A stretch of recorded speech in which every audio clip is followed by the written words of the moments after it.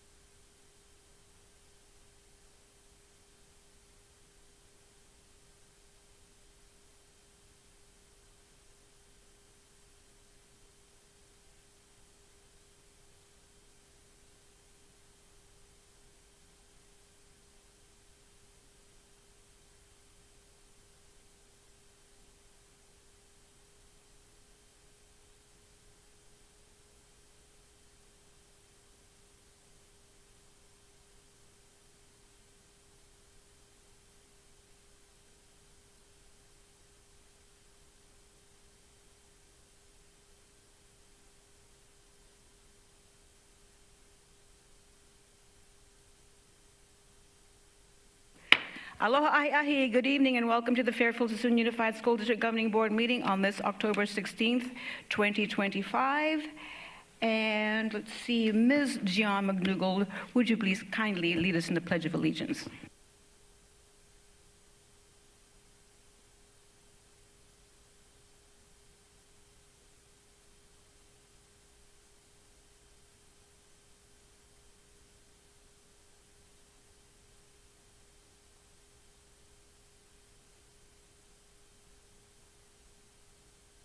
Thank you very much, Ms. McDougall, and thank you, everyone.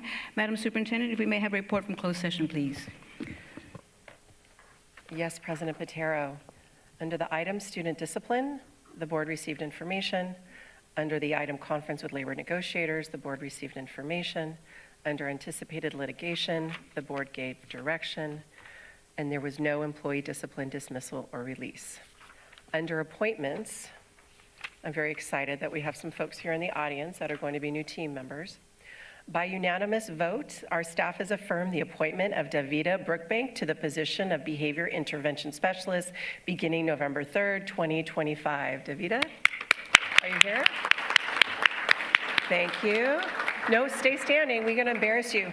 Here we go. Davida Brookbank is a dedicated and compassionate behavior specialist with extensive experience supporting children with developmental and behavioral challenges across both school and clinical settings. She brings a strong academic foundation in applied behavior analysis and is highly knowledgeable in the Early Start Denver model approach, which allows her to implement evidence-based interventions that promote skill development and positive behavior change. One of her references shared that Davida is a natural leader providing professional and supportive supervision to staff through training, modeling, and coaching. She consistently utilizes best practices in behavior intervention techniques to effectively meet our clients' most challenging behaviors with grace while preserving their dignity. Davida holds a Master's of Arts in Applied Behavior Analysis from University of Psychology from the University of Arizona Global Campus. Congratulations, Davida. Welcome to FSUSD.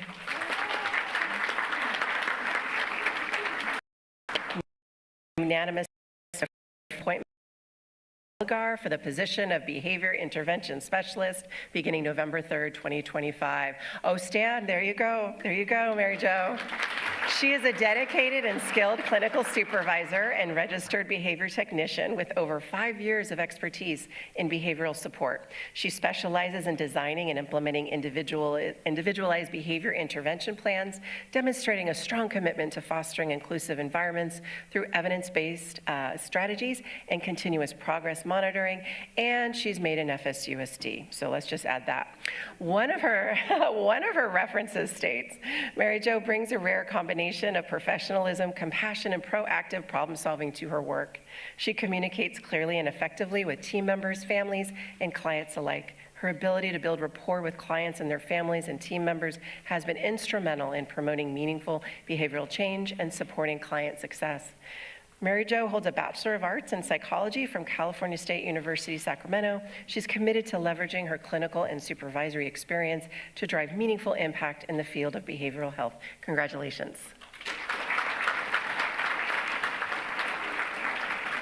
Next, by unanimous vote, staff affirms the appointment of Aries Gresham to the position of Behavioral Intervention Specialist beginning November 3rd, 2025. Good to see you.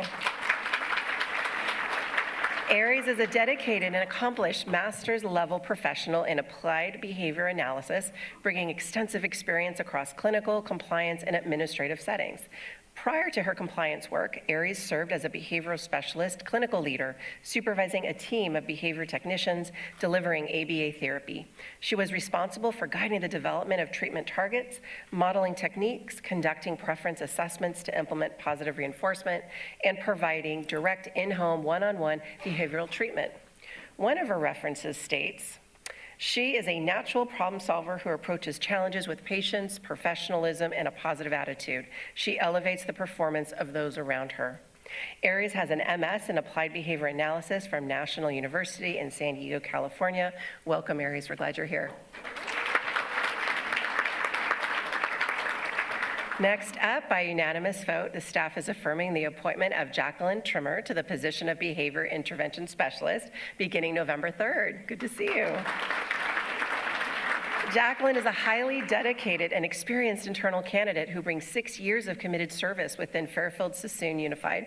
Her expertise lies in the direct delivery of behavior analytics services and a proven track record of collaborating with board-certified behavior analysts to promote meaningful change. One of her references states, "What sets Jackie apart is her dedication and compassion for the students she serves. Her commitment to ethical, student-centered interventions led to behavior support that upheld the student integrity first and foremost." She holds a Bachelor of Arts in Human Development with a double concentration in adolescent and women's development from California State University, East Bay. She currently is registered as a registered behavior technician certified by the Behavior Analyst Certification Board. Ms. Trimmer is eager to leverage her experience, or extensive school-based experience and collaborative skills to continue promoting data-driven behavior support as a behavior intervention specialist. Congratulations, Jackie.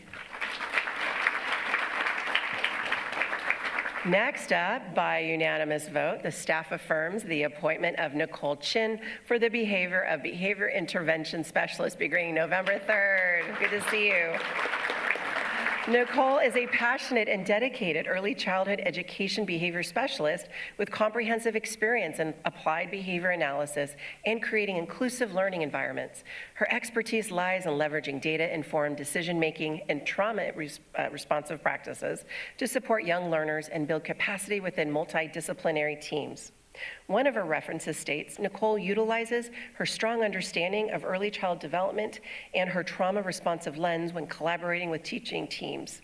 She also uses the most informative data sets in creating data collection techniques that can be easily implemented by busy classroom teams." Nicole holds a Master's of Arts in Education with an emphasis in applied behavior analysis from Touro University. She also has earned her Bachelor's of Arts in Psychology from San Jose State University. She's committed to providing behavior consultation, leading relevant professional development, and collaborating with stakeholders. Welcome to FSUSD, Nicole. All right, changing it up just a bit, last but not least, by unanimous vote, the staff affirms the appointment of Nori Saldivar for the position of fiscal analyst beginning November 3rd. Nori is a highly skilled financial professional poised to take on a managerial leadership role. With a career spanning over a decade, Nori has built deep expertise within the complex realm of public school district finance, encompassing accounting, payroll administration, and benefits management. Prior to this, Nori spent 5 years as a payroll technician, where she expertly managed monthly and supplemental payrolls, reconciled all gross pay, mandatory, voluntary deductions, and ensured compliance with ed codes and bargaining unit contracts. One of her references states, Nori has a commitment to accuracy and proven ability to lead and contribute to business success, which can be highly utilized. She's adept at working independently, collaborating in a team, and assisting clients with both face-to-face and electronic communication. The staff highly recommends Nori to start her position. Congratulations, Nori. My goodness, there is nothing else to report from closed session. Thank you very much, and welcome every single one of you. Thank you for taking us on and for educating our future. Really, really appreciate it. We're very grateful. For my president's report, I have 2 big shout outs. I think it was in July, after our board meeting, I received a text message from Dr. Tilley, and she said, wow, this must have been a record because our board meeting was 43 minutes long. And I went, wow, that's something.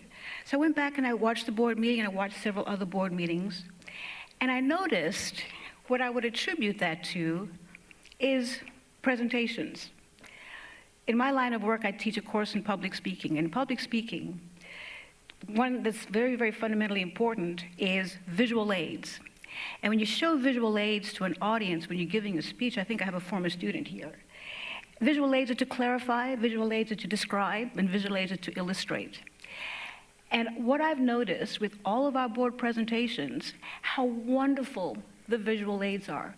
They're very clear, they're very pointed, and the explanation of those visual aids have been very thorough.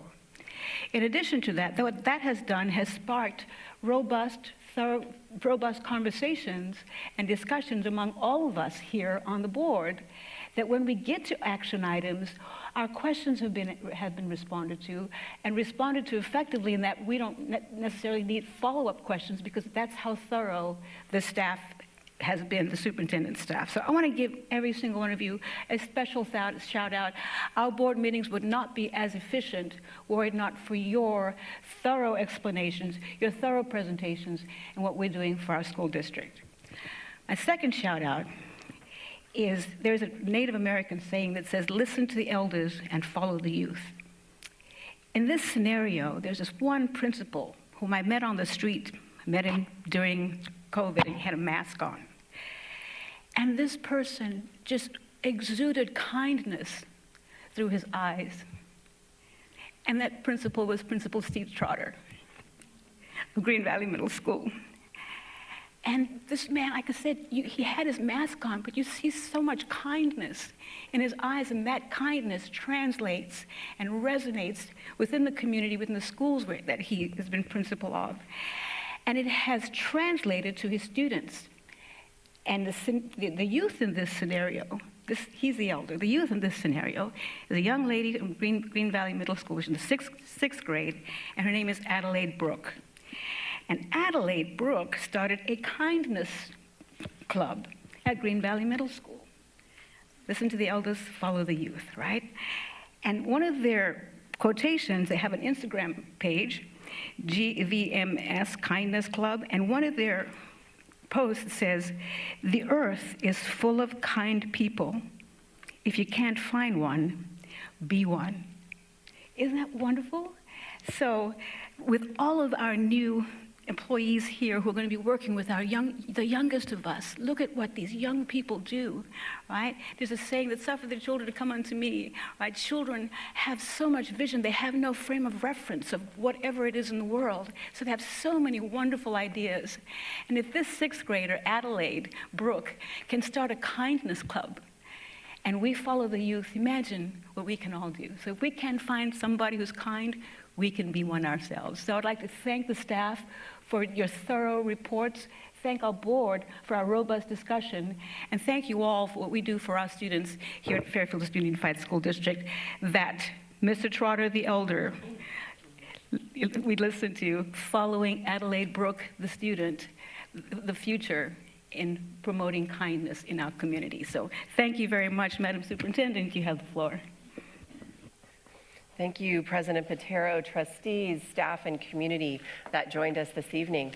And welcome our newest trustee, Kai Eusebio. We're very happy to have you here. We make a pretty good looking group if you take a look at this picture that we took last week. But I really do want to recognize that your commitment to just coming on the board, kind of midterm, and we really do look forward to working with you. I'd also like to recognize, we've got individuals in the audience from our admin cohort, our San Diego State University cohort. If y'all just want to kind of like give a little bit of a wave, you don't have to be a big wave, but a little wave. So we've got a whole group that is here. Yes, absolutely. Thank you for being here. These individuals have taken on quite a challenge of trying to earn their administrative credential, doing a very rigorous set of coursework, and some of it has to do with also attending different events in order to get a really clear idea about what it is to, let's say, govern a school district, to manage a school site. So thank you so much for taking time to be here. I think you were voluntold, yes? Yes, okay, voluntold, but still, happy to see you, happy to see you. We always like to start off any type of presentation or board meeting with kind of grounding us in our local control accountability goals, and we have 6 of them. They're incredibly important because they really act as a North Star when we're making decisions. Staff are looking at data, they're making decisions about what programs to bring forward to the board.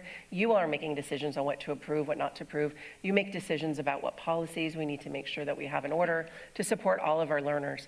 I also have some very simple but powerful expectations for the team, that all staff, doesn't matter what your role is in the district, have a role in teaching and learning, that relationships matter, doesn't matter if it's between 2 students, a student and a staff member, 2 staff members, 2 board members, that classroom and school visibility is incredibly important, being in classrooms, seeing what our students are experiencing, really understanding what our teachers need, what our classified staff need. Families are our partners, and that every child can succeed. And this is actually a picture of, if you're a behavior intervention person, this is a picture from one of our preschool classrooms. So those are the babies that you're going to be supporting. Just to start off, because I want to get it out of the way, our governor's been very busy. There's been a lot of assembly bills and Senate bills coming down through Sacramento. And just a couple to highlight, there's many more that are not on this slide, but a couple just to kind of share with the group is that we have some new guidance when it comes to response to immigration enforcement. Certain things that if people come to our campus that are immigration officers, that schools are not allowed to just simply let them onto campus. It really is they need to make sure that they have proper paperwork. There's also now a requirement that we notify the parent, the student, the whoever, the staff member, whoever that individual is being asked about, and then also that there's communication with the community. So this is kind of changing a little bit of what we do, but we're also being very thoughtful about how we're training up our staff members as well as our administrators, and that is something we actually have on our calendar for next week. Connected to that, AB 495 actually expands the definition of caregiver. When a child needs extra support, we go through the names on the emergency card, which we will continue to do. However, the definition of caregiver, in the event we're unable to get a hold of any of those people, has expanded. And that's really to make sure that our young people, our young ones, do have a caregiver that's been approved by available if there's emergency or some other situation. Automatic CSU admissions, which is kind of exciting. This is a bill by which high school students that want to attend a state, as long as, so you still got to pass your classes, you still have to be eligible for it, will have a spot at a CSU university with room in the state of California. There are 43 districts that actually, this is going to be put into place this coming year, and then it'll be open to all districts in the state of California. So right now, we actually have 3 campuses in the Bay Area that look like they would be open when we get to be able to identify spots for eligible students. San Francisco, Cal State East Bay, as well as Sonoma State. But of course, any student that wants to apply to any CSU would be able to still do so. 715, the Anti-Semitism Prevention Act, and it's really focused around creating a new Office of Civil Rights and to create also an Anti-Semitism Prevention Coordinator position. This person will help track and report on these very specific complaints, utilizing our uniform complaint process, and also requires that all of our adopted curriculum be factually accurate. 1264, AB 1264, I'm seeing our Director of Child Nutrition is in the audience. It's prohibiting ultra-processed foods to continue to be served to our students. It's going to take a little bit of time for this to completely be phased in, or actually the processed foods to be phased out, but we're excited that we're going to have healthy, even more healthy food to serve our students. And then the 1454 evidence-based reading instruction really is focused on not just providing phonics or just thinking that just let kids read and they'll just naturally learn to read, but it's really taking a look at evidence-based literacy in English language arts and English language development to make sure that our students have a solid foundation so they can then thrive in our educational system. Connected to that, the state mandated starting this year that we screen all of our kindergartners through second graders. This is something that every school district is participating in, and it's not to immediately identify anything having to do with a learning disability or dyslexia. It is just a screening to determine, is there a chance that that child might struggle later on in reading? And there's these different metrics that helps us determine what additional interventions we need to provide. In K, first grade, you can see all the way down, these are the different metrics or assessments that these young people are focusing in on. They're screened in letter names, letter sounds, nonsense words, word reading fluency, which really are kind of our high frequency words. And then you see in the other grade levels, there are other ways that we can screen our older students. But really, this really connects to how are we providing a multi-tiered system of support to try to make sure that this screening is utilized to make sure that we provide proper interventions to students that need it. This particular screening tool does have 4 different levels. And again, this is not the level that you're going to be in for the rest of your life. This is just one of those things. Is there a higher chance that a child that lands in the red on some of these screening tools, that they're going to struggle in reading? Yes, there is. So it's our responsibility as a system, it's our responsibility as educators and instructional leaders to figure out what interventions are we going to immediately provide so these, especially our youngest learners, get what they need early so that they can thrive in the other grades. Students that do perform at the red and the yellow level, they are screened more frequently because really what the hope and the desire and the plan is that with proper intervention, they will quickly be able to move through the bands. So then they can be more of either at benchmark or above benchmark and then only need to be assessed, let's say 3 times a year. Right now, this is the beginning of year K through 2 results. And this is for all of the grade levels that were screened, K through 2. We have at and above benchmark, which is blue, yellow is below benchmark, and then we have well below benchmark. This is our baseline, and I really want to emphasize that. This is not a moment to blame or shame or do anything to that to anybody that's working with these young people. This is a new screening tool, but what this does do, and we're excited about, is this provides very explicit not only data, but this platform also provides very explicit lessons and tools that not only the classroom teacher can use, but there's strategies that we're going to be partnering with our parents and our community that they can utilize with our young people, even older siblings, so then that will support their reading development as we go through time. We have to face it to fix it. And so this is our first instance where we're taking a look at this new screening tool, seeing what it says, and then going to utilize this data as we move forward. Monitoring progress of our kindergartners, this actually is kind of flipped. So above benchmark and at benchmark are the 2 lowest on the screen.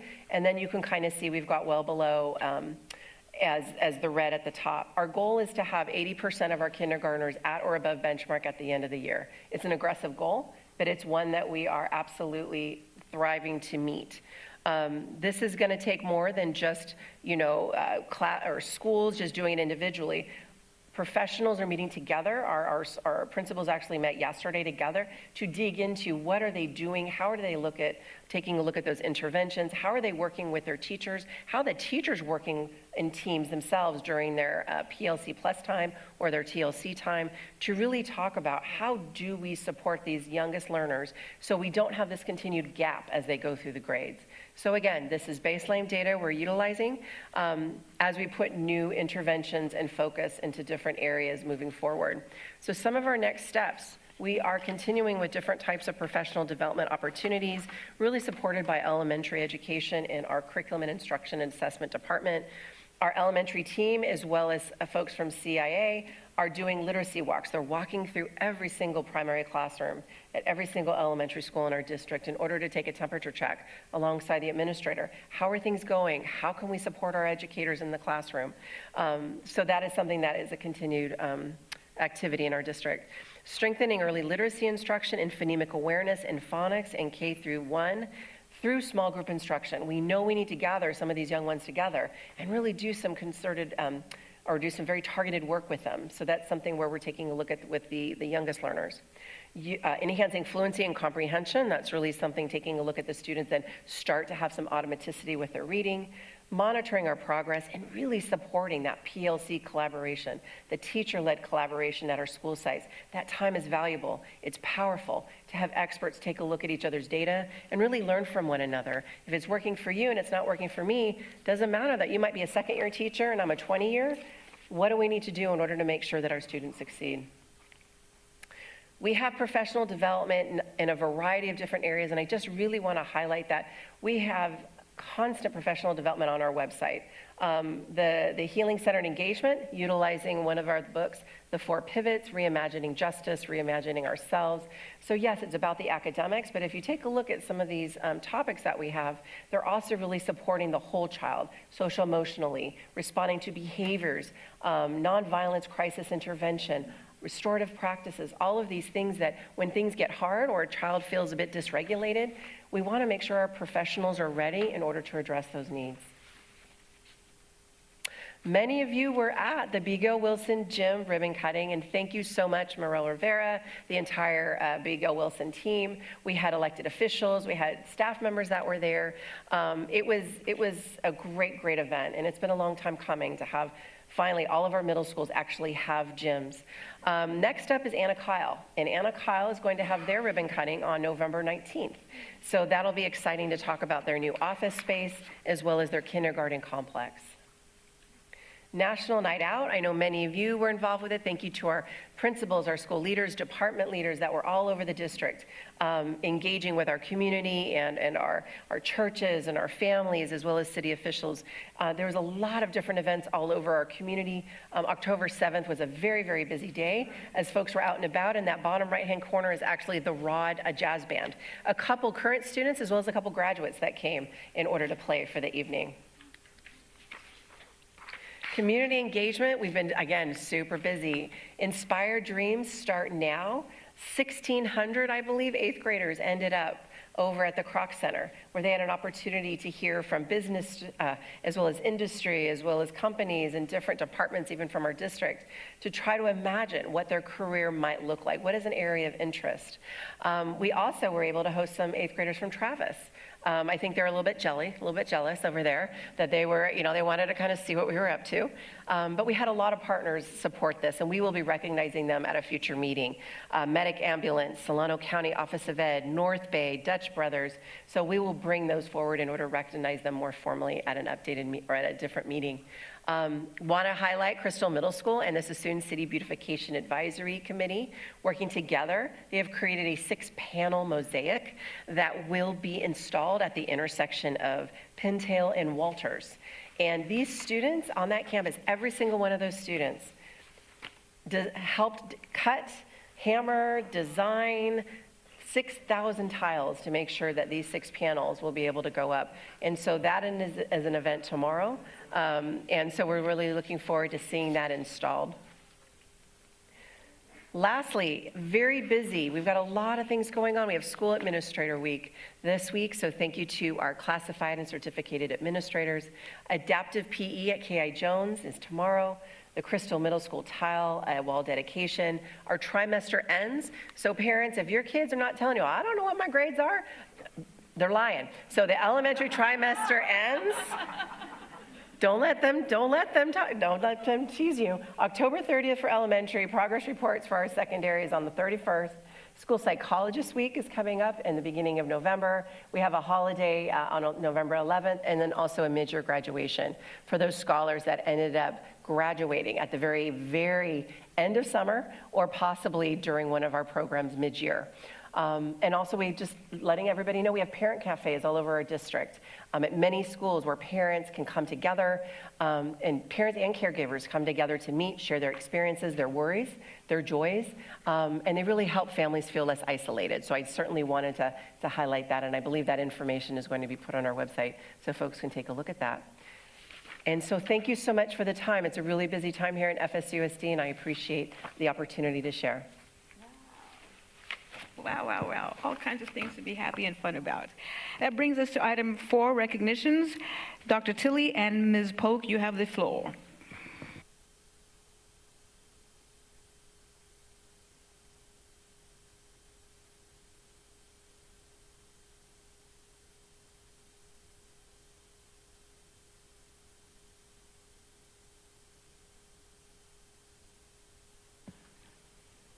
Here we go. It's the favorite thing that I get to do as a board member. I would like to welcome Sienna Johnson to the podium.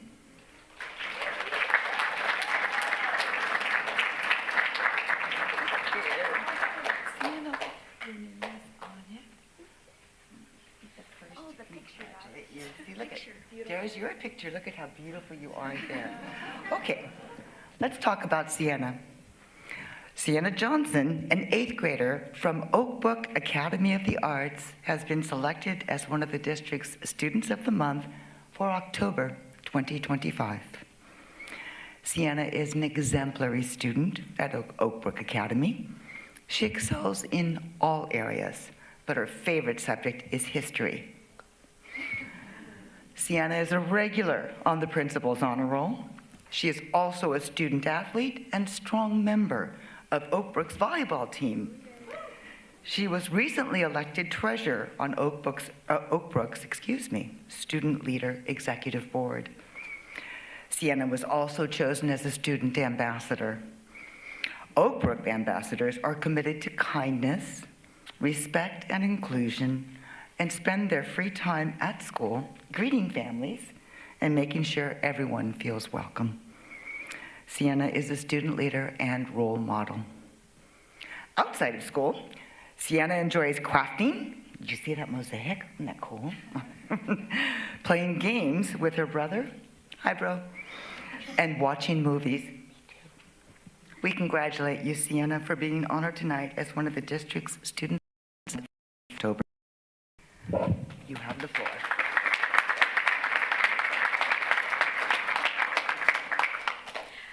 Good evening, Board President Patero, Superintendent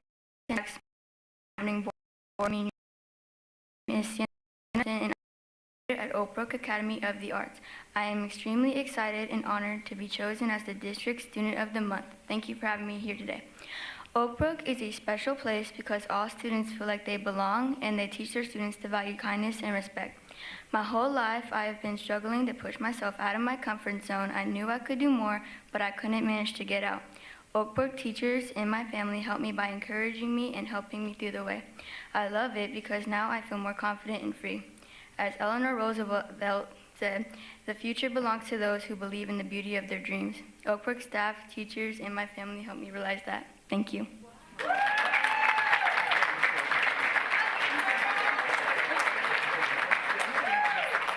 certificate for you.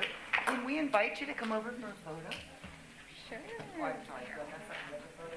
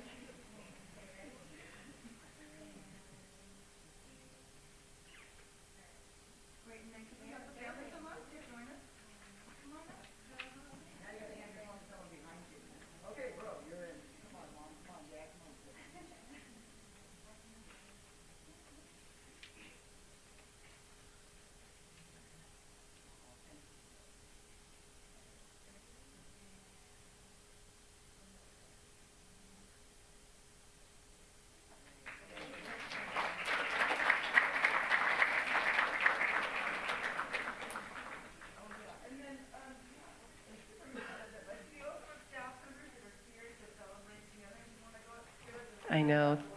Thank you, Oak Brook. All the staff at Oak Brook. Thank you for everything you did. Ooh, look at you, Austin, we do that for you too.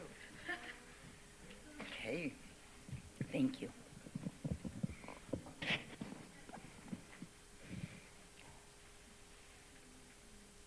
Just waiting on the photo change. Can I invite Ruben Bustamante Ramirez to the podium, please?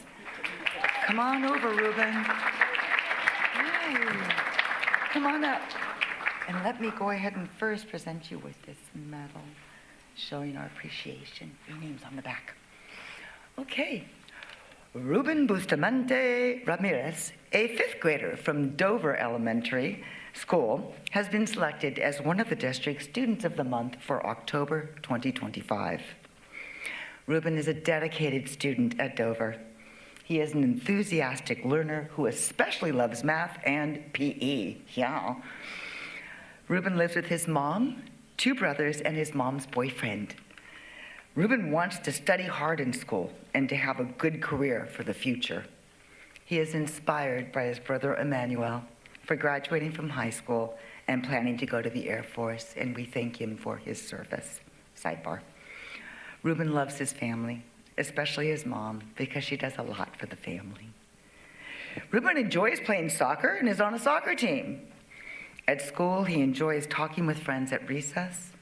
At home, he loves to play video games. My son did too. Ruben enjoys going to dinner at BJ's, yum, with his family. He likes being a Dover Bulldog because he has made good friends, has had great teachers, and feels like he grew up at Dover.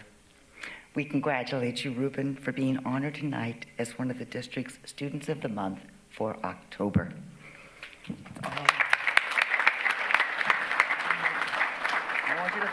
Here, I'll bring this over to you. There you go. Thank you, Superintendent Sachs, President Patero, and the governing board. I am grateful for the honor of being Student of the Month for Dover. Thank you to my family, especially my mom, for always being there for me. My family encourages me and is a big part of my life. I am thankful for my teachers, especially Miss Cook, because she always says I am smart and never stops believing in me. I also want to thank Mrs. Johnson for supporting me. Dover is like my second home. Thank you. And then I have this certificate to present to you, and there's a letter underneath it. Can I invite you over to the center? I'll give it to your mom, okay? Come on over. Step down, careful. There you go.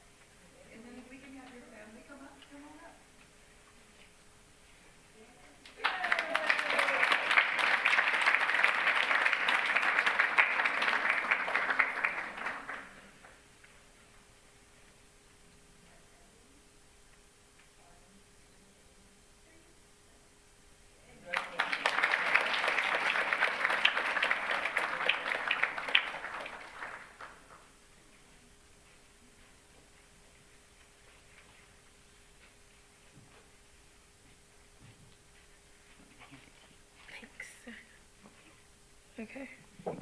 Hello, everyone. If I could please welcome up Gunnar Voloff. Thank you.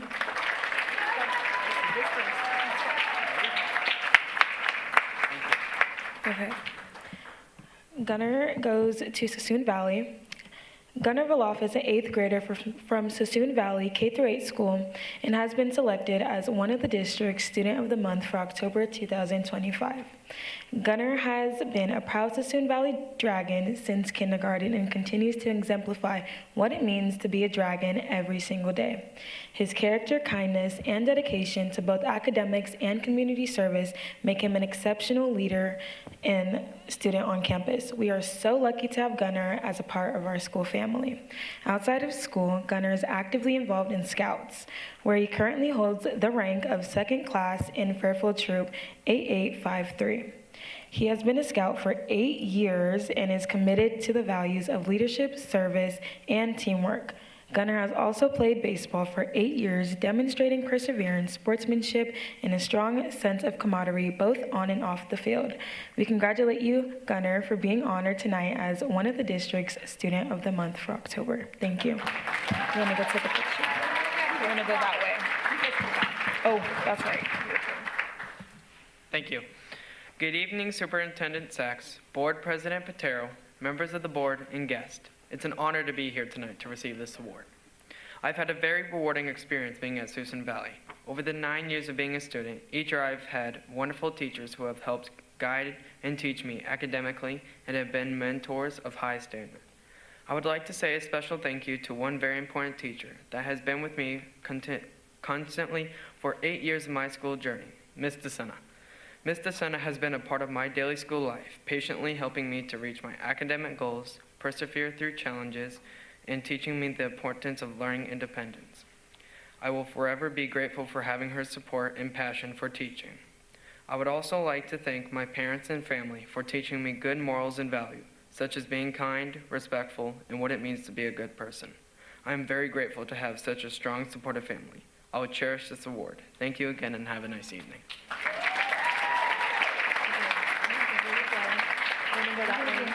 No time.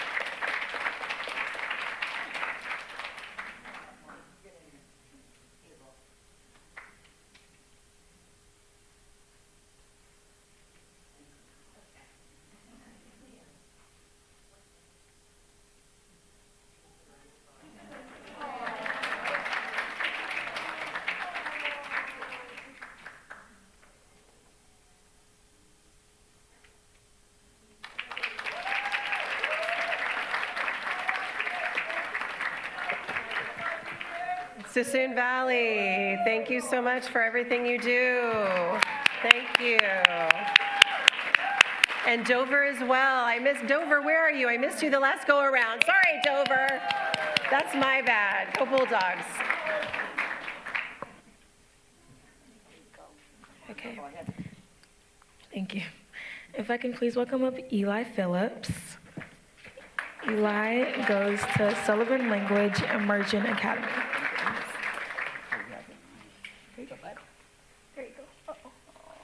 Okay. Eli Phillips, a fifth grader from Sullivan Language Immersion Academy, has been selected as one of the district's Student of the Month for October. Eli is one of the most dedicated students at Sullivan. He is in the rigorous dual immersion program, which allows both native and non-native speakers to be immersed in the Spanish language while gradually learning English. In addition, Eli is a part of the school's Student Leadership Council, where he was elected as treasurer for the school by his peers. He is fluent in both languages and is a role model for all students here at Sullivan. We congratulate you, Eli, for being honored tonight as one of the district's Student of the Month for October. I want you to follow up, so bring that over. Buenas tardes, Board President Potero, Governing Board members, and Superintendent Sachs. I am Eli Phillips, and I've been part of the dual immersion program since TK. I attended Bigel Wilson, then Sullivan. I am a 10-year-old who is in 5th grade. This year, I was elected as the school treasurer for the student council. My favorite subjects are math and PE. Some of my hobbies include riding my bicycle, watching TV, playing video games, and playing sports, which include baseball and soccer. I would like to take this time to thank some important people, including my teachers, my family, and my friends, Emiliano, Diego, Heriberto, and Adrian. Gracias por ese honor.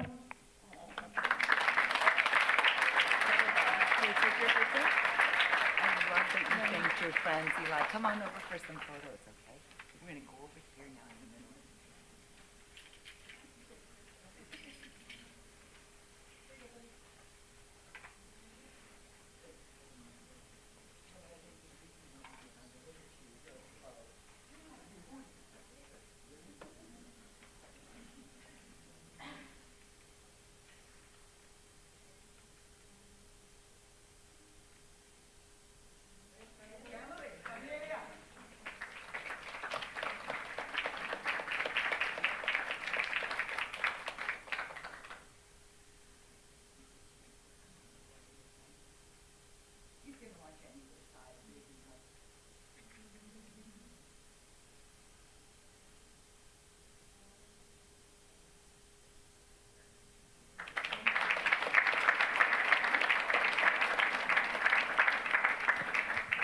Sullivan Language Immersion Academy, thank you for all of your support of this very, very important scholar.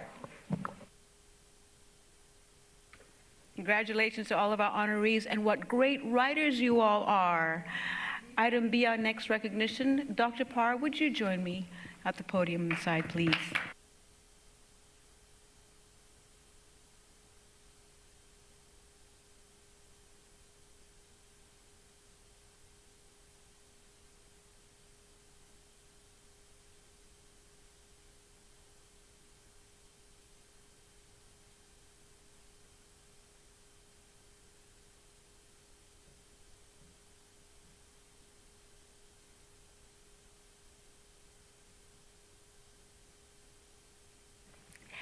When I made this slide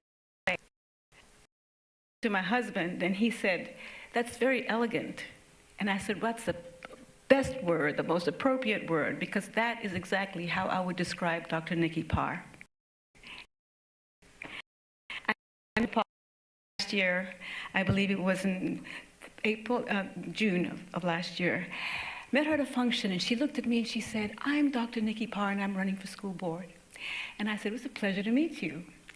A few months later, she asked to meet me. We met at Pete's Coffee, and she said, I'm running for school board, and I'm going to win." And I believed her. I was supporting a candidate whom I endorsed, and I was so proud of that candidate, and I did everything I did.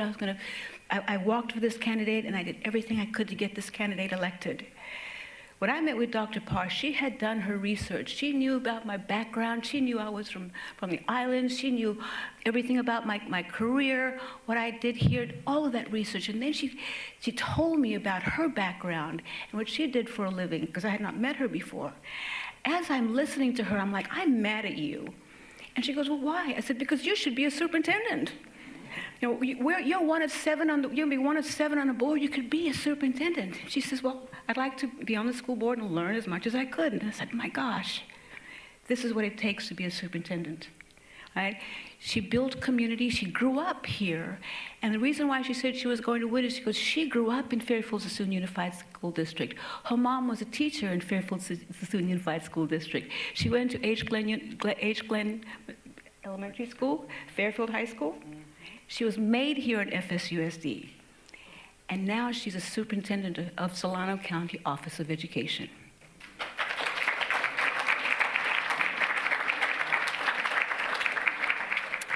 When she was elected to the school board, I thought to myself, this woman needs to be seen.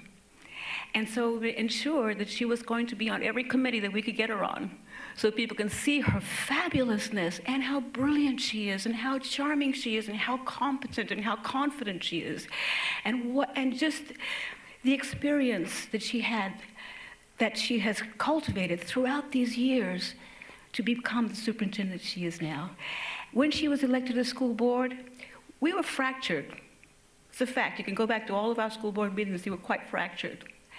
And she, along with Superintendent Sachs, helped all of us build relationships and build community.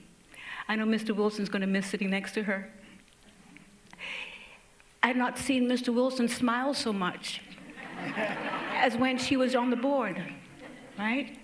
And she built relationships with Dr. Duarte, with Dr. Hunley, with Dr. Tilley. And she said to me, she goes, you know, I'm glad you and Dr. Tilley are getting along, because she's smart and you're smart. And what you can do is build a community, right? And she did that for us. I want to thank you for that. And I'm confident that as superintendent of Solano County Office of Education, you're going to continue that work, because you have built everything that you have accomplished today. You built that in increments. It started in Scotland, where she was born. She's a Scot and an American, right? And you bring that international flavor. I don't care if you came with you were 3 years old. Our fundamentals go in with 0 to 3, right? So you bring that flavor. You bring your Mississippi roots to Fairfield. And you grew up here. And she's raising 3 amazing young men in our community. She gets us. She gets this community. She gets our district. And she gets our county. So it has been such an honor and a privilege for all of us to work with you. And whatever you need in the capacity of superintendent from our board, we're here to support you. And we want to thank you for gracing us with your presence and with your elegance and with your wisdom and with your brilliance, Dr. Parr. Thank you.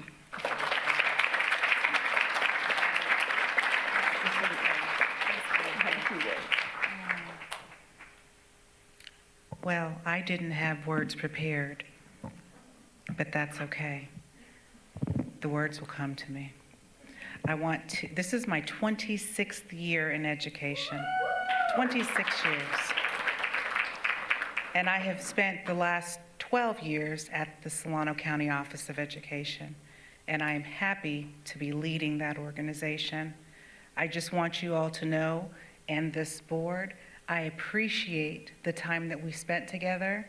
I learned so much from you about relationships, about repairing harm, about moving forward, about our community, and about our kids, because that's why we're all here.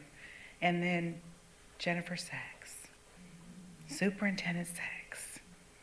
There are so many lessons you taught me that I have taken into my role as superintendent, and I'm replicating. So if we're at meetings and you see me doing your stuff, just know that I borrowed it from you. Yeah, that's right. You can give me praise afterwards, right? but I just want you all to know that I truly love this district. My mom taught here. My sisters went to school here. I went to school here. It was so nice to be a part of the board for the past year, and I look forward to the work ahead. I wish you all well, a wonderful 25-26 school year, and more to come in the future. Thank you.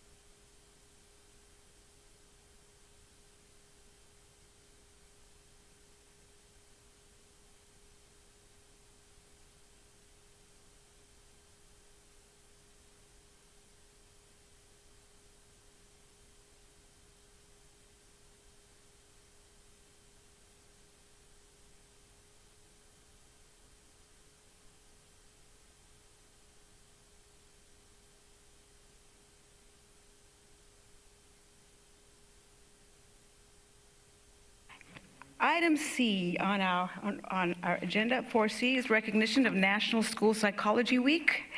And I'd like to invite Mr. Stavros Gugumas, the family whisperer, to the floor. You have the floor, sir. Good evening, Superintendent Sachs, Board President Patero, and members of our governing board. On behalf of our school psychologists, I would like to thank you for recognizing November the 3rd through the 7th, 2025 as National School Psychology Week. During this week, schools across the country highlight the vital role of school psychologists in supporting student learning, promoting well-being, and fostering positive mental health. Our school psychologists are essential to helping our students thrive academically, socially, and emotionally, and we are proud to acknowledge their meaningful contributions to our district community. Thank you.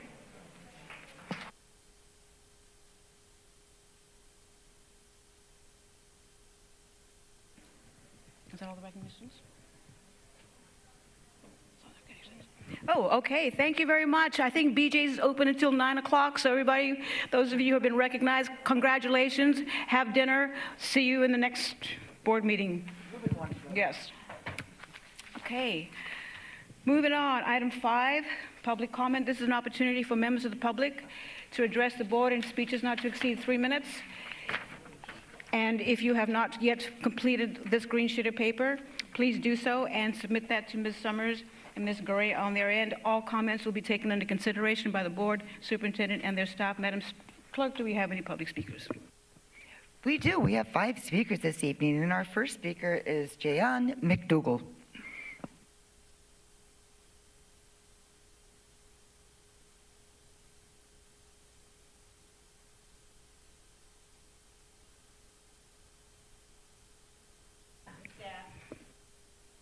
Oh.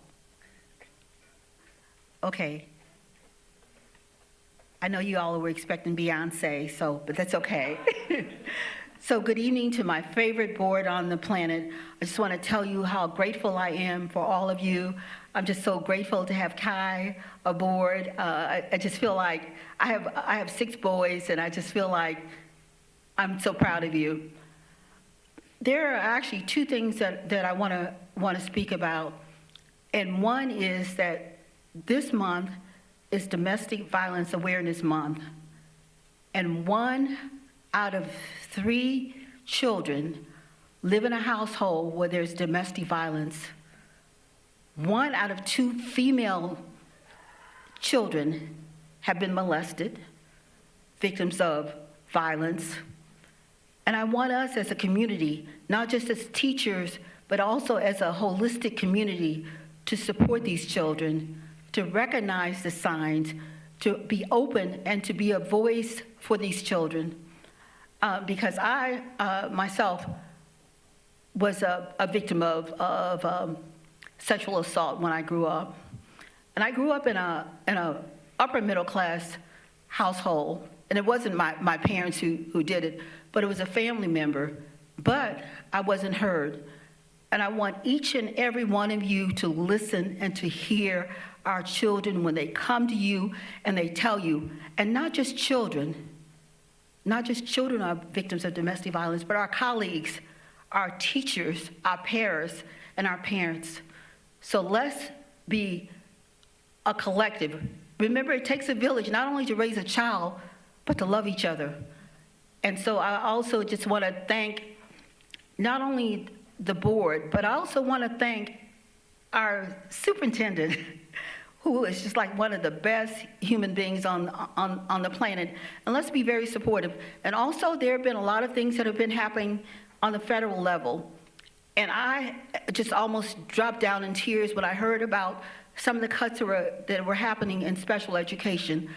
Let's, as a community, come together and support our schools in any way possible. And I thank each and every one of you every day for what you do. And I was just like so proud of our students, and my heart just sings whenever I see these children being recognized, because these are our leaders. These are our doctors and lawyers and all of our other people. So let's love each other, but also let's not forget about our peers, our paraprofessionals, the people who clean and cook and do all those other things that are so, so important. And let's push for some salary raises for them. So thank you all so very much for your time. For clarification, all comments must be within the subject matter jurisdiction of this board and not on the agenda. Yes, thank you very much. Any more public speakers, Madam Clerk? We do. We have the next speaker in order is Karen Fondersmith. You have the floor.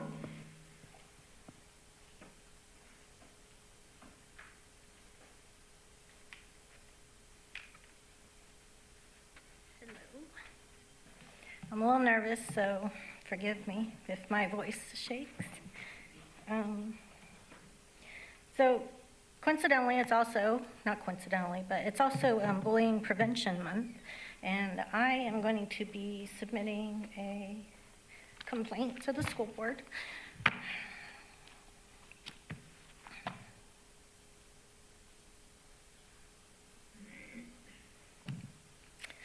And it may seem minor to most people because my child is in high school, and it's not just about my child, it's about all of the players on the Army O Girls volleyball team. I have other parents here that are here to support me, and many that could not come and have written letters, including players and team managers. I've followed the process with the athletic director who's here, the principal's aware. We've had 2 meetings. I was told to bring evidence, so to have an investigation in the staff of the program, because this does happen to deal with them. And this investigation supposedly started on September 16th, and it is October 7th, October 16th, I don't know what date it is today. And we have heard nothing. So I'm going to be submitting all of this to, hopefully one of you will take this to heart and listen to our story, everything that it's not even a story, it's facts. All of the kids who have come forward, they're just being told that's not true, or, the coaches deny everything, and they believe this coaches and not the students, and that's not right. This can affect, school sports is, for me it was a big deal when I was growing up. It's a big deal to a lot of kids, especially when you're young. Sometimes sports is in school, a lot of these kids, they're all, they're IB students, they take their school, their sports, everything academics seriously.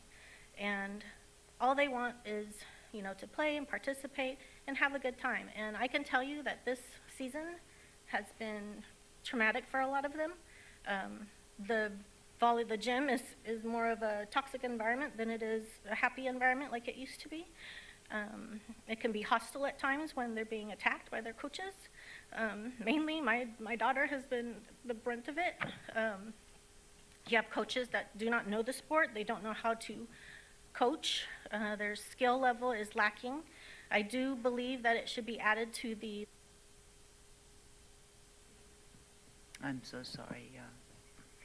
And just a reminder, the board does not respond to public comment. However, that doesn't mean that staff and the board are not listening in order to address those concerns. Okay? Thank you. And our next speaker is Rick Fondersmith. Sorry, Rick and Tanya. Rick and Tanya? There's Rick and Tanya. They're not together? No, they're not. Okay. Yes, please. All right. Our final speaker this evening is Carolyn Villarreal.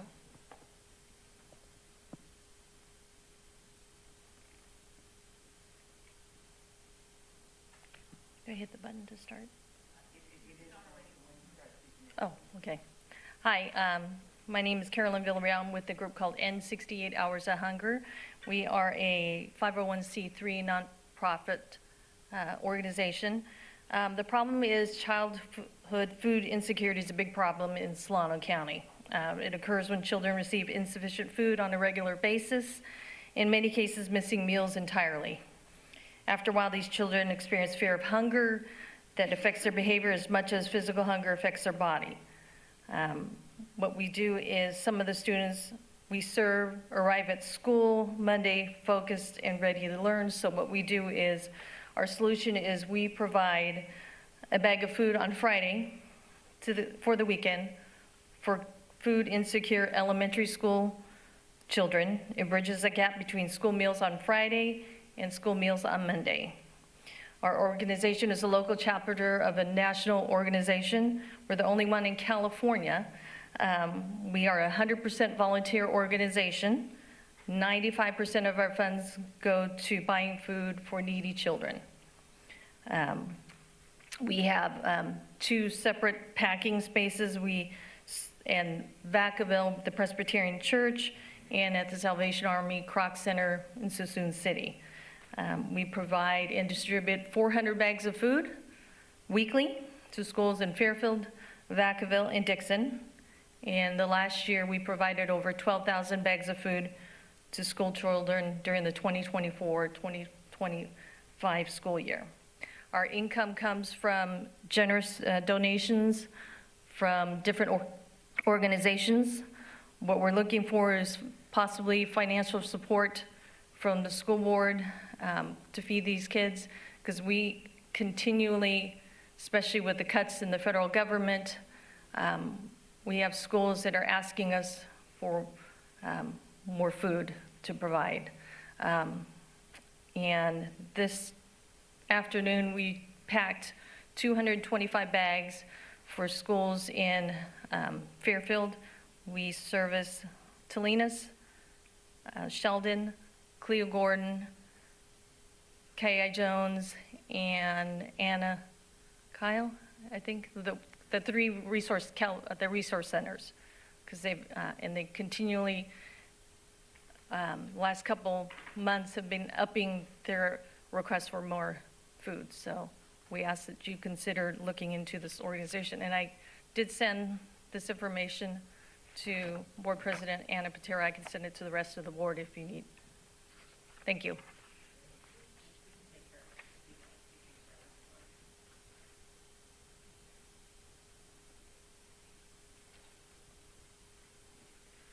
There are no more public speakers, Madam President. Thank you very much. Moving on to item 6, consent calendar. Are there any items to be pulled from the consent calendar? May we have a motion on the consent calendar? Move approval. Second. Thank you, Dr. Tilly. Thank you, Mr. Flynn. May we have a vote? Ms. Perry. Ms. Polk, goodness gracious. Aye. All in favor? Aye. Any opposed? Okay. Moving on to action items, educational services, 11A, review and potential approval of the revision of the English learner reclassification criteria. And there is no presentation. There are no public speakers. Do we have any public speakers on that item? There are no further speakers this evening, Madam President. However, the agenda is not advancing and diligence not working on my computer, so if we could get the agenda to advance to the action item, Cool. I would be grateful. Action item 11, that is, yes?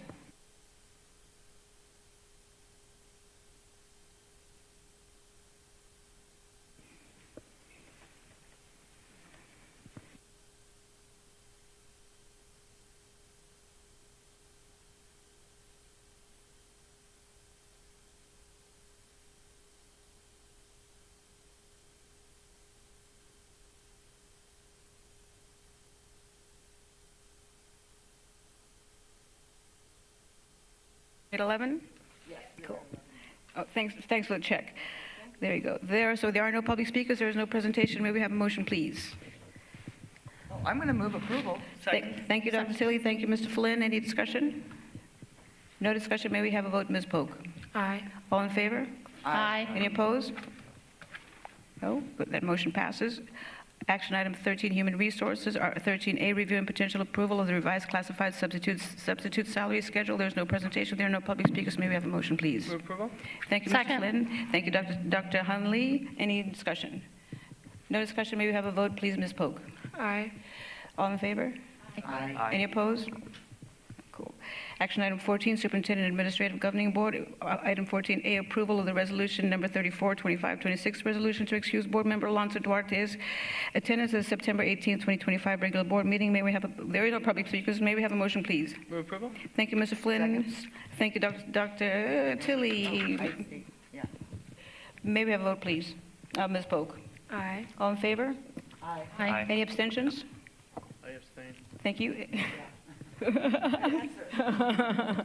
So that's a six yes and a 1 abstention. Dr. Duarte.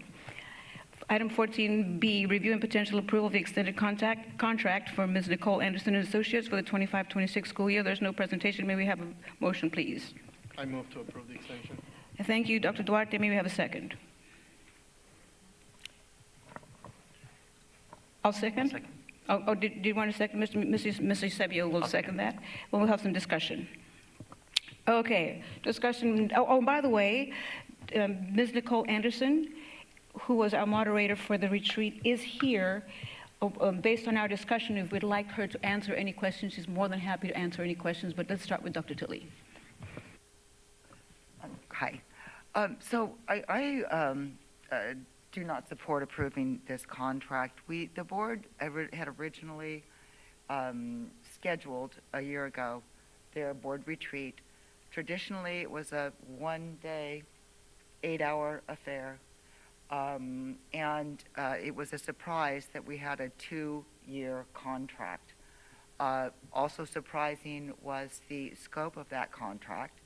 And while we did some incredible work, and I want to thank and appreciate Nicole Anderson and Anderson Consulting, I am against binding this board to another year because this board has changed.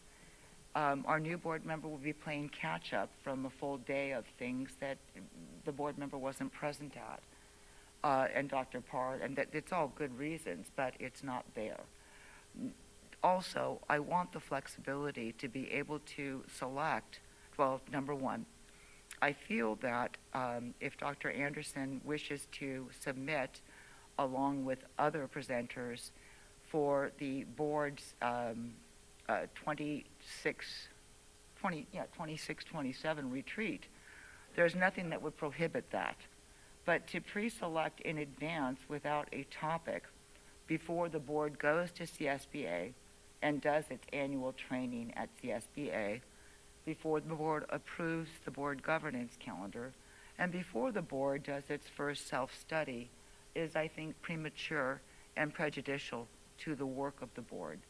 I very much learned from and appreciated the work we did, but I would like the flexibility, and then we can survey presenters.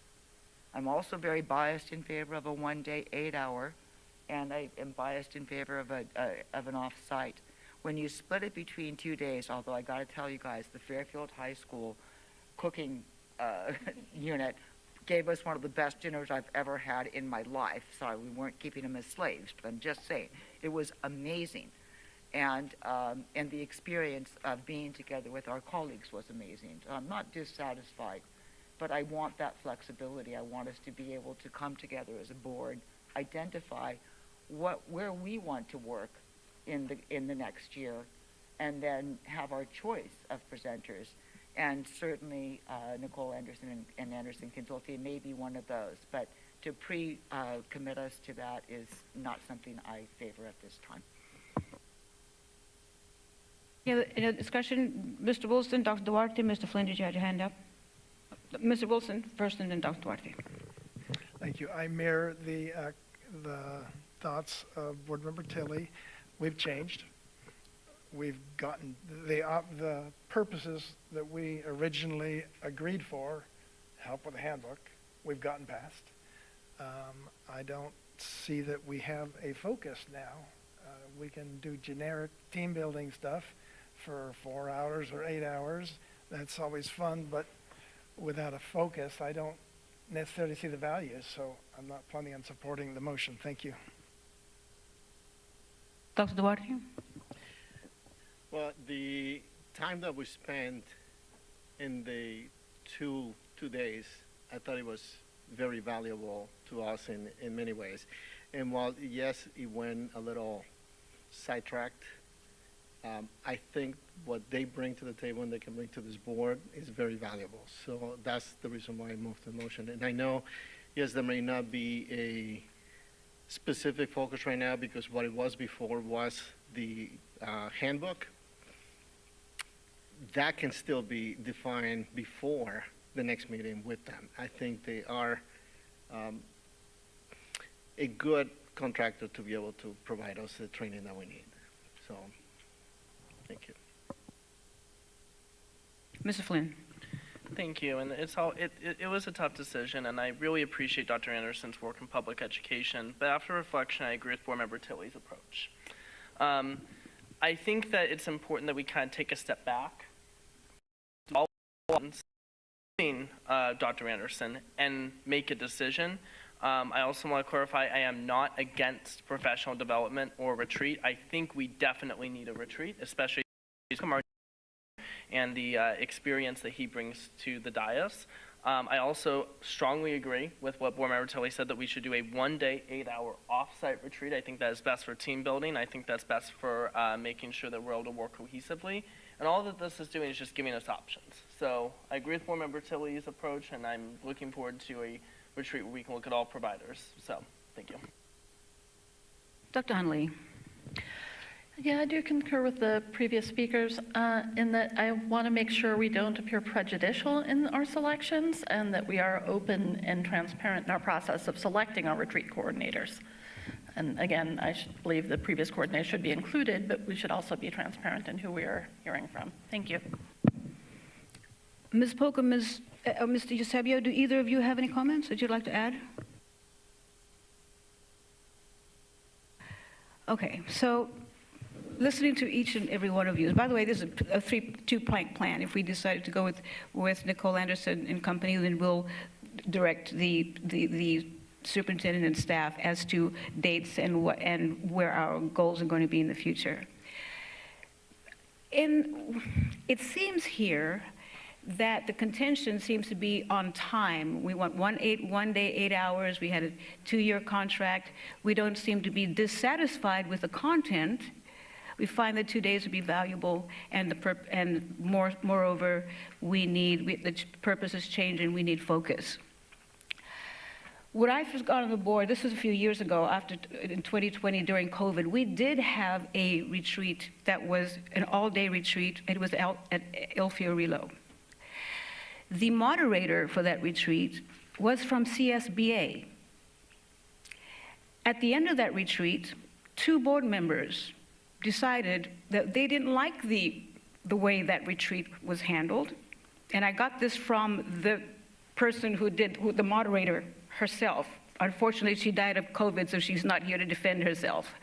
But she said that 2 people did not appreciate that. They did not find that to be effective.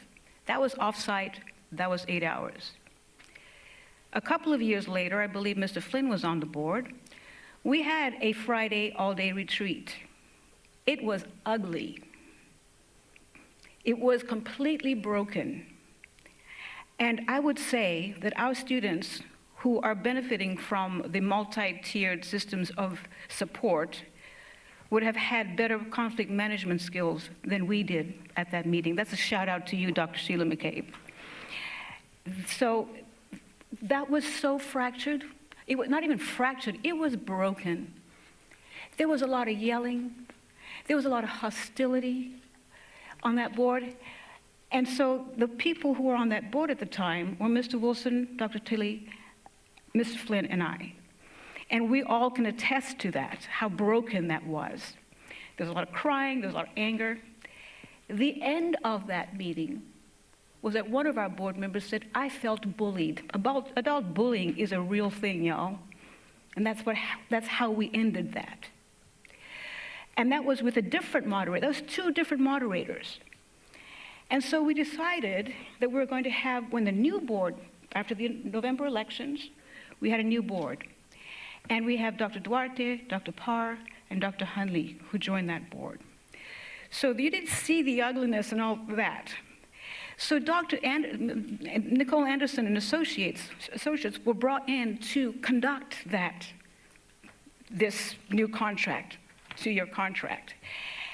And no matter who the moderator was going to be that day, there was no way that that moderator was going to be able to manage all of us because he was still fractured. There was still some yelling and hostility among us, those of us who had been there. So it was all this bad blood, and this is why we needed the retreat, right? And so, unfortunately, Dr. Hunley and Dr. Duarte and Dr. Parr were thrust into the middle of that mess, and you came in just halfway through, just new, right? You had no frame of reference of what it was like before. And so that's how it started. So Ms. Anderson and her partner, from the get-go, it was contentious. Because at the very beginning, we weren't even prepared ourselves. Somebody needed this, somebody needed that, somebody else was online because they had COVID. So it made sense that it was still remnants of the brokenness that we had before. So if we're looking at surgery, right, she couldn't even stop the blood because it was bleeding so badly. And we felt that because at our next meeting, when we discussed moving on, there were all kinds of comments. And so it wasn't the moderator, in my opinion, that was us and how we managed that. And so in the meantime, we managed to work ourselves out as a board. Our board meetings were becoming more efficient. Again, thank you to the staff, thank you to the superintendent.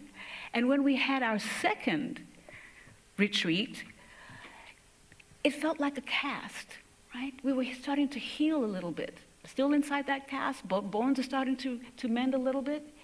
And when we all left, I think maybe Chef Tom, your spaghetti must have helped too, because we were probably all hungry. But at that retreat, there seemed to be some focus. We were smiling. We were all laughing. We were getting along, right? People were in groups discussing and talking about what do we want to accomplish. And when we left there, it was like, oh my gosh, all we can do now is improve. Because we had hit rock bottom, man, and we were improving slowly but surely, as we can see now. I would say Dr. Parr was instrumental in that as well. Right? So when we left there, we felt like we were moving forward more cohesively as a group. And so my position is, if it ain't broke, why do we want to fix it? Why do we want to start all over again with somebody else when we can continue this momentum of goodwill, right?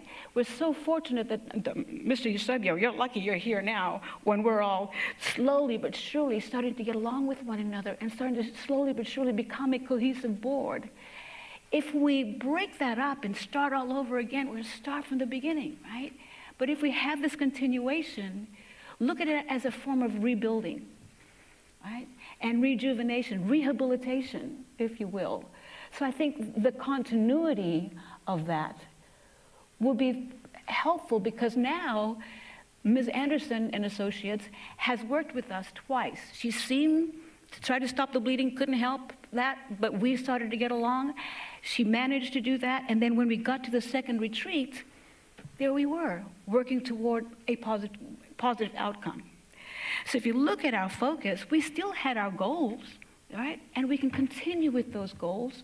And what Ms. Polk and Mr. Eusebio can do is add to those goals. Here's where we are, right? Where can we move from here? And I think 2 more sessions with Ms. Anderson and company and associates will get us into that direction. And so my position here is, the content didn't seem to be an issue. We said we weren't dissatisfied. We need some focus. We had those goals. We can continue with those goals, and we can have added goals with our 2 additional board members. So the issue seemed to be, from what I understand, on-site and 8 hours. That's what it says here. We want an 8-hour day. We want to consider other people. We want to do off-site. We'd had off-site, and I just specifically talked about 3 different areas in which we had other moderators, and we were off-site in different positions.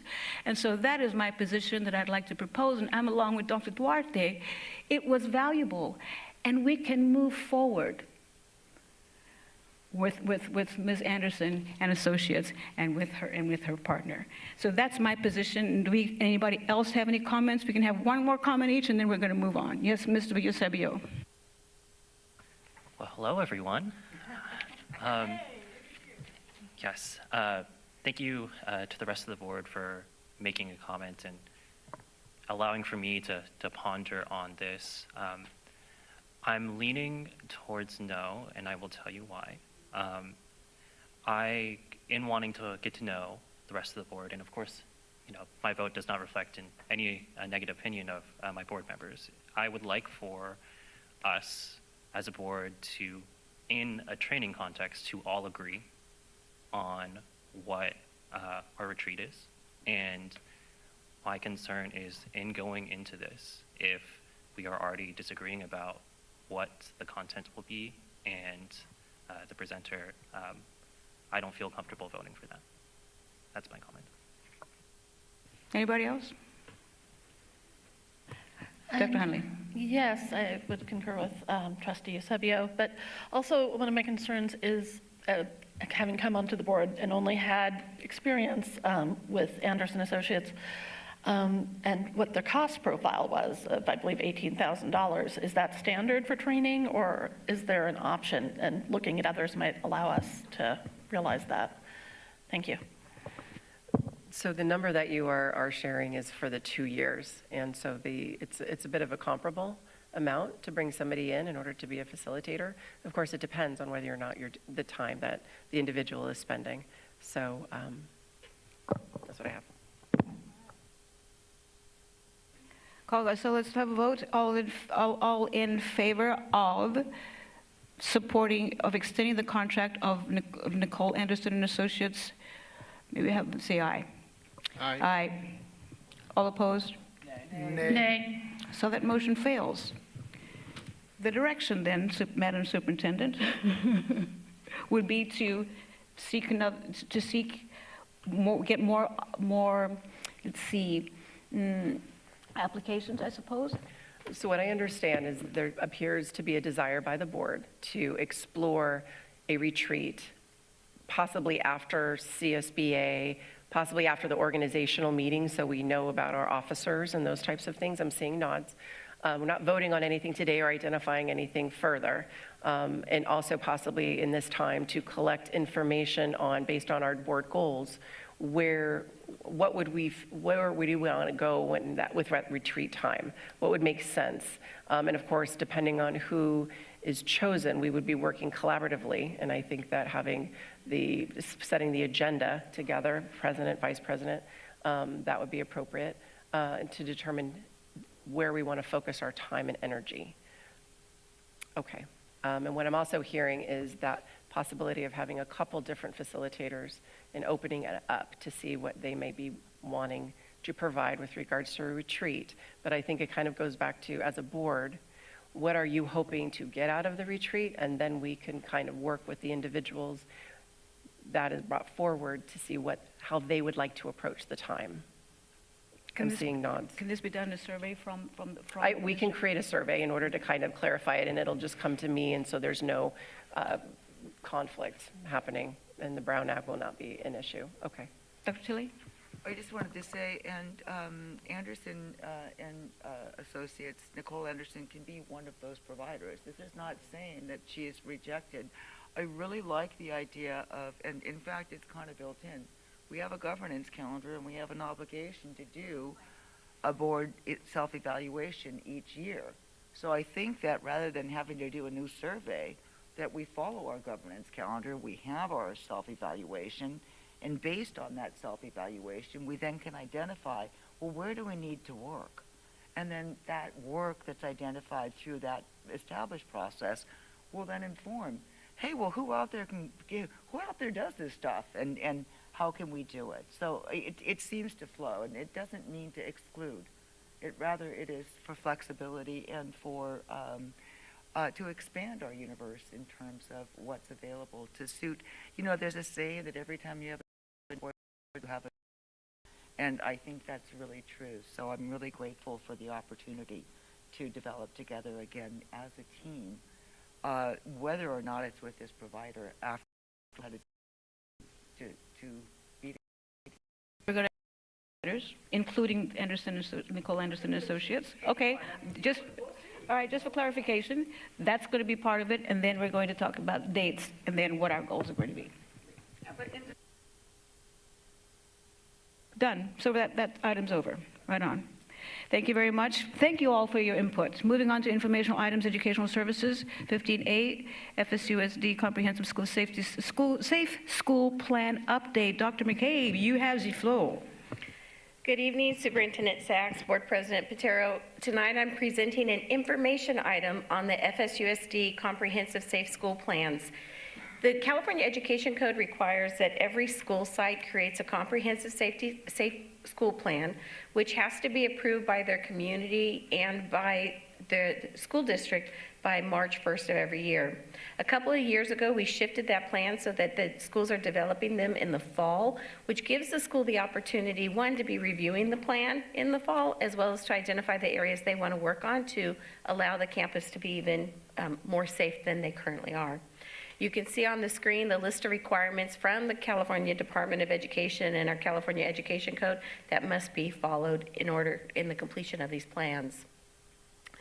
The last few years, we've noticed that the state continues to make changes of what is required within the plans, and we see that that's probably going to continue. Last year, they added us having to create an instructional continuity plan so that if a school had to close for an emergency circumstances, that plan, the process that a school district would follow in order to continue to provide education has to be included in the safe school plan. This year, they also added that each school has to identify a refuge shelter, and what that means is that if there is a fire that is coming at a rate in which we could not evacuate the school, we'd have to identify a building that the fire department would know. Everybody would go to that building, and then the fire department would do a stand to protect that building. We also needed to add the process for cardiac arrest protocols. Superintendent Sachs mentioned this one earlier, adding the notification for immigration enforcement. And then there's also some new requirements added if a school is doing an active shooter drill, that there's requirements that have to be followed in addressing the social emotional needs of the staff and students, because those kind of drills, even in a drill setting, can be very traumatic. So in September and October, our sites have been working very diligently to work with their safety committees or school site councils to update their plans to reflect this new legislation, as well as really reviewing the status of safety on their campus. We currently have, those plans are with our local law enforcement, fire departments, and also medic ambulance, because another new requirement this year was that medical staff needed to review the plans. And then the plans will be coming forward to you. You've got drafts of them right now. If we get any input from our fire departments, police department, sheriff's department, medic ambulance, in which we need to make modifications, we'll work with the sites to make those modifications. And then the final plans will be brought back November 20th for review and potential approval by the board. Thank you. Thank you. Is there any, Mr. Flynn, were your questions sufficiently answered? Yes, I just want to have discussion. Sure. Any more discussion as I was asking you? Do you have any discussion, Mr. Flynn? Okay, so just regarding slide 3, I strongly support making sure that parent and guardian notification of immigration enforcement is part of the school safety plans. I was very happy that Governor Newsom signed Assembly Bill 49, which gives school districts and authorities more resources if immigration or any other federal authorities regarding immigration become on or near school grounds. And just making sure that we continue to give, whether it's principals, teachers, classified staff, more authority and more abilities to communicate information and resources to students. While we can't control what the federal government is doing, we need to be able to protect our students, including undocumented students. Thank you. Any other discussion? I especially am appreciative teaching on an open campus at Solano Community College, what the district has done with early college, high school students, working with the active shooter, Amalek. I think that's really appreciative. And I want to thank the district also for all of the updates that they're provided for our families with regard to immigration. I think if we all read our Friday letters, it is comprehensive, and the superintendent updates us on all the laws and all that we need for our families and our faculty and staff to be aware of in these times. Any more discussion? Dr. Tilley? I just wanted to echo the gratitude. Our superintendent was well ahead of the issue with the support of this board. Our website is very, very informational. And as this law is passed and as people we need safety and we need understanding. We need to know what we can and can't do.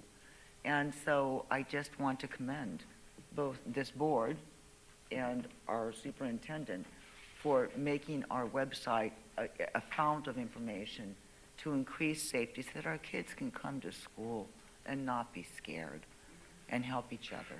So that's all I wanted to say about that. Thank you. Thank you. Any more discussion? Okay, moving on to item 16, information and item business services.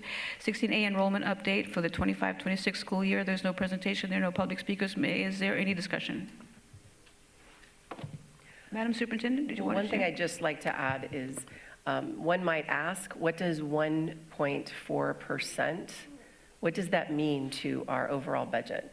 There are some factors that we have not yet received, such as our unduplicated percentage, that really do impact what those numbers will be. So as we get closer to the first interim, we'll be able to share much more accurate information.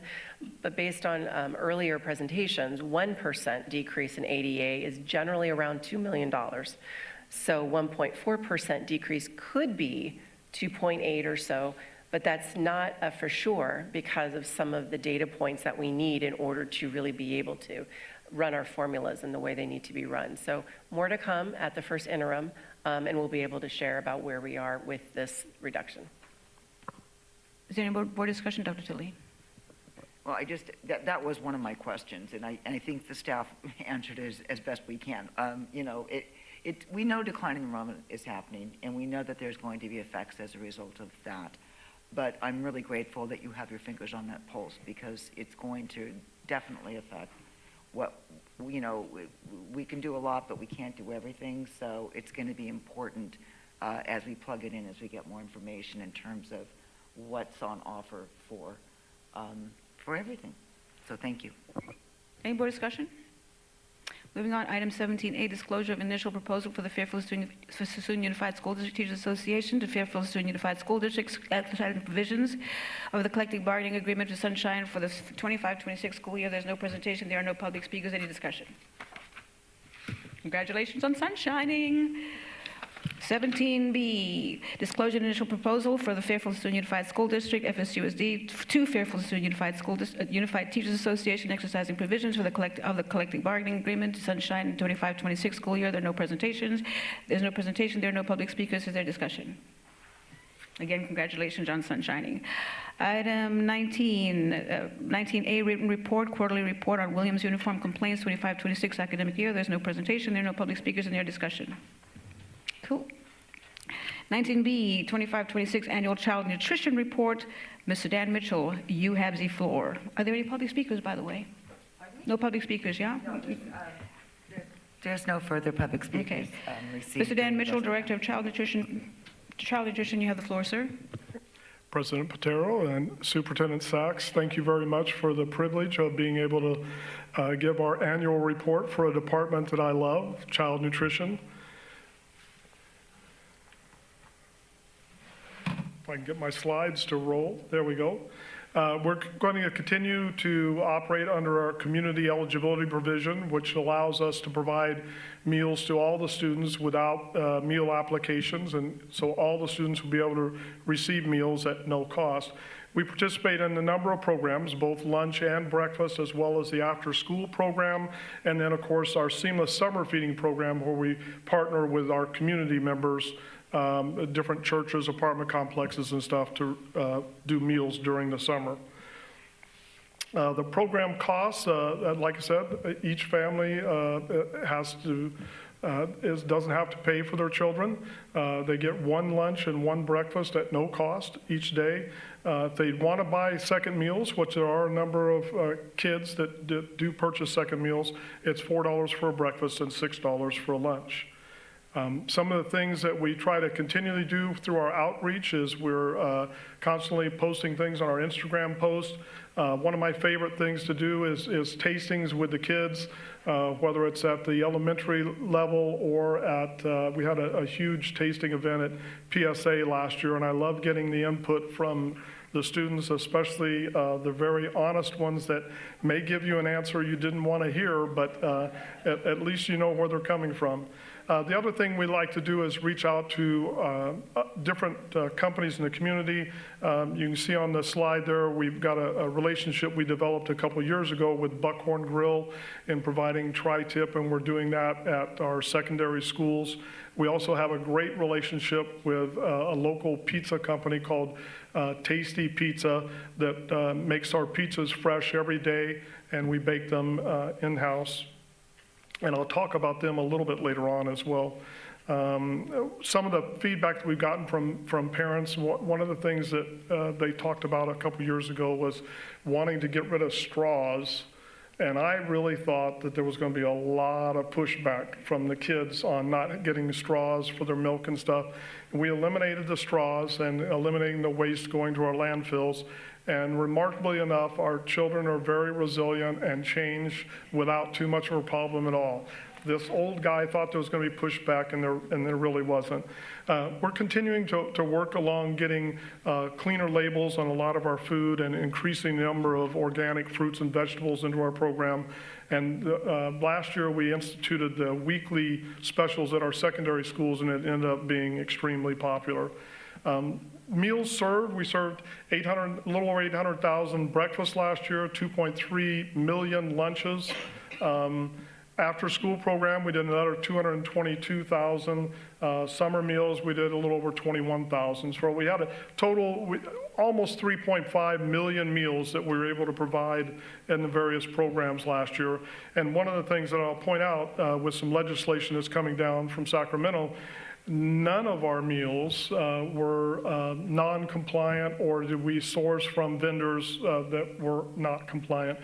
And that's where one of the things I want to talk about with the pizza company and what a great relationship we have with them. Whenever power went out unexpectedly, or we had to close because of flooding or a fire or anything where we had to get meals in a hurry, we were able to get the pizza company to bake pizzas and get them delivered to the school, fully compliant pizzas. And that was a great partnership to have. So unlike some school districts, I wasn't having to scramble around, go to Pizza Hut and just get pizzas, or not wanting to disparage Pizza Hut. or go to Costco and just grab things. So we had a backup that came in very handy at times. Now, our revenue, you can see our revenue over the last 3 years our revenue this year was a little over $18 million.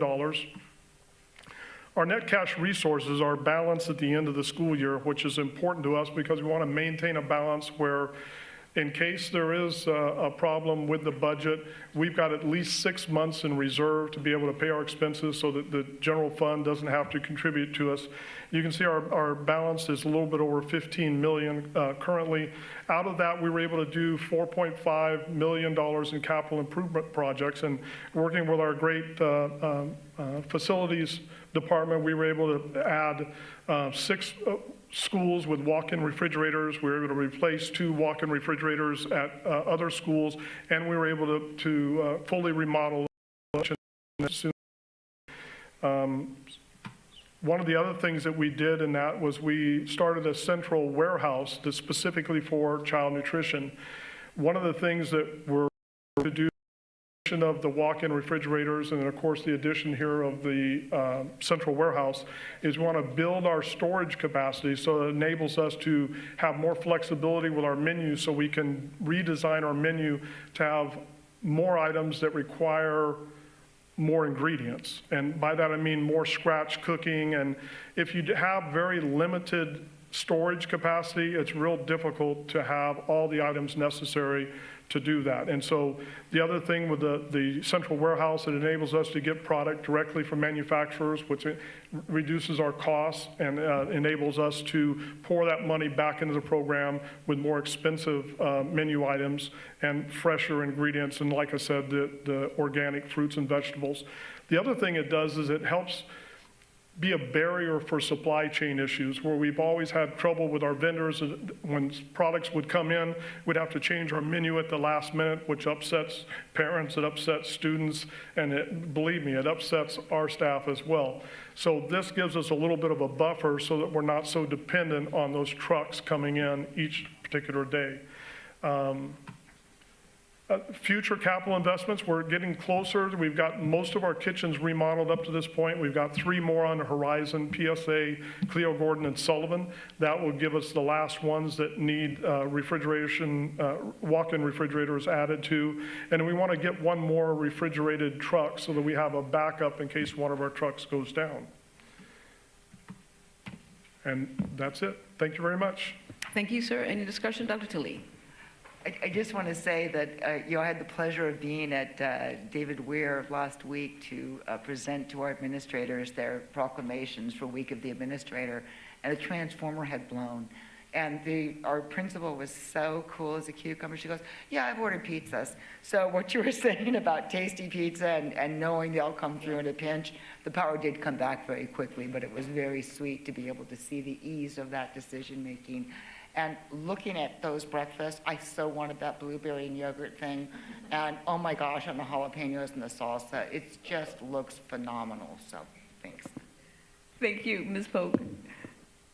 Also, a big thank you. I go to Fairfield High School where we've been getting a lot of the new foods, and we love it there. There's so much great feedback about how good it is, like things like that is what I hear all the time from our students, and I've even tasted some of it. It's pretty good, you guys. It's pretty good. Dr. Hunley and Mr. Flynn, and then Mr. Flynn. Yeah, I also just wanted to add to that. When we did the tour of PSA, we saw all of that beautiful fresh fruit that you have out, and all of those exciting menu items, and it was just such a pleasure. So thank you so much. Okay, thank you so much. A few things. First of all, I really loved seeing that we are partnering with local small businesses like Tasty Pizza. That's so important for local job creation. I also really loved seeing the pictures of tastings with kids. It's so great to see students giving input into what they eat. And lastly, I think my favorite thing was seeing the more organic fruits and vegetables. I think that's so important for making sure that we consider and support student health and wellness. So I was really impressed with the presentation, and I'm so glad to see everything's happening in the Child Nutrition Services Department. Any other discussion? Dr. Duarte? Well, coming from the accounting and management side, I truly appreciate the planning and the forethought that you have behind the storage and making sure that while you seem to be using just in time, you still have a buffer built in to prevent having shortages. So I really commend you on that. Thank you. Thank you. I didn't have tri-tip until I was an adult. I heard you had me at tri-tip. That was good. All right. Thank you so much, and thank you for the wonderful presentation. Our students are going to be well fed, and especially having confirmation from Ms. Polk. Moving on to item 20A, Employee Organization Reports in no particular order. SUDA, APA, CSEA, FISMA, you have the floor.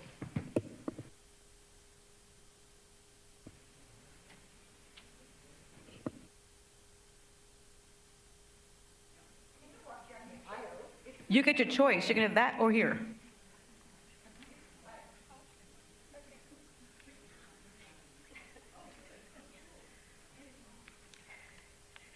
Good evening, Board President Patero, Superintendent Sachs, and and members of the governing board. Sorry. My name is Megan Baker, and I am the CSEA's Chapter 302 Secretary. Doing a double check, making sure I'm not on a soapbox. I think I'm good. I'm just here to report. Our chapter is currently going through its own election process. We held first rounds of nominations in October, early October. And then our second round is going to be in November. Terms are for 2 years, and if needed, we will be voting in December. All officers will be installed in January. We have very exciting news to share. It has been confirmed that our chapter will be hosting the CSEA State Board of Directors meeting in January. Yeah, it's very exciting. January 17th, put it on your calendar, save the date. As soon as we get more details, we'll be sure to share with all of you. And in closing, I just want to mention our CSEA's mission statement, which is to improve the lives of our members, students, and community. Thank you, and have a good evening. Jean, you look like a bouncer sitting right there, ready to like throw people out the back door. Gracious, gracious. Any other reports? Nope, no other reports. Okay. Moving on to item 20B, Student Board Members Report. Ms. Polk, you have the floor. Thank you. Good evening, everyone. I'm so excited to share that we had our first Student Advisory Council was amazing. Although we would have liked to see more representation from all schools across the district, my Falcons showed up strong to join this council. We had great conversations about current successes and challenges at various school sites. Some challenges my peers discussed were the fact that many students whom we are in class with do not seem to take their grades seriously, which can negatively impact the rest of us. We also discussed concerns with the bathroom availability on campus and the upcoming possible cell phone ban. Student Advisory Council were able to come up with a consensus that we agree there is no place for cell phones in the classroom. We believe cell phones are a major distraction, and the access to them in class contributes to low student grades, apathy around learning, and the low percentage of students graduating A through G eligible. We did, however, feel that they should be still allowed during passing periods and lunch due to that being our time during the day. Another challenge we discussed was a lack of one-on-one time with our counselors. Many students do not even know their counselors. We would love a system where we are able to meet regularly with our counselors to discuss our grades and on-track status to graduate before senior year. We discussed the need to explain graduation requirements more thoroughly with freshmen. We get a presentation, but the students who are at risk of not graduating don't pay attention to presentations. They need one-on-one, and they need it early. The student body needs their academic counseling to be differentiated, just like our teachers do with instruction. Some current success students discussed were that students feel like they're getting more help from their teachers this year. The new teachers who have been hired this year are starting strong with a commitment to their schools. One example is that tutoring is offered regularly after school by classroom teachers, many of them being the new teachers on campus this year. Another example is the success of the Educational Talent Search Program sponsored by UC Davis. Students report that they are learning a lot from the program, and it provides a lot of guidance on academic programs and college applications early on. As we move forward into the school year, I want to remind all educators that October is an overwhelmingly busy month for students. We've already received our first progress report grades, and this month is full of Spirit Weeks, homecoming rallies, skits, games, and musical festivals, and that's only 1 week of the month. October is also the month of senior nights, just like mine, a fall festivals where many high school students volunteer at elementary schools. And if you haven't noticed, our new pink uniforms is the best reminder that October is the month for breast cancer awareness. Finally, as I introduced at the last board meeting, the district's annual college fair is coming up on October 21st and will be held at Fairfield High School this school year. We are so excited to see you. Thank you and good night. Thank you again for that impressive perspective from our student body. And we're on to item 23, adjournment, 23A. Tonight, we're going to adjourn this meeting in memory. I beg your pardon? Oh, where are we?